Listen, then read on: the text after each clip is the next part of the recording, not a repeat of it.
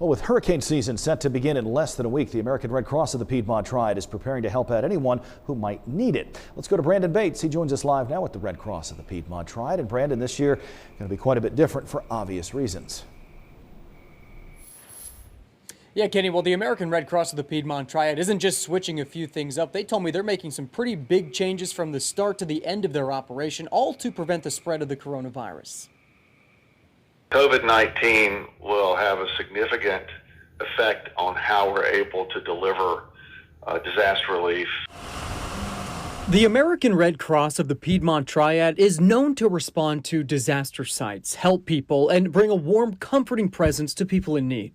Sometimes referred to as the Red Cross hug is just our ability to comfort a client who has been affected by some type of disaster, whether that's their house burning or whether that's being evacuated because of a tornado or a hurricane. But now another top priority is to help people without spreading the coronavirus. One of the biggest changes already being made is the way they shelter people who have been displaced. The Red Cross is trying to avoid having numerous people in one room like a gym or a church like they've done many times in the past. We want to be able to keep people separated.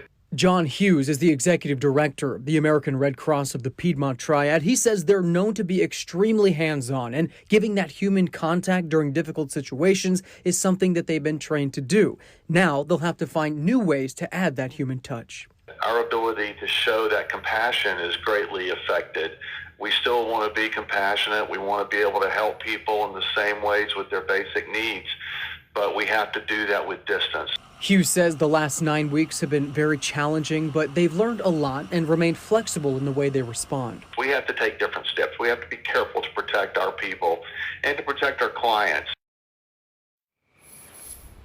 And Atlantic hurricane season officially starts on June 1st, and officials with the Red Cross here at the Piedmont Triad say they are not going to let this pandemic get in the way of helping people in need.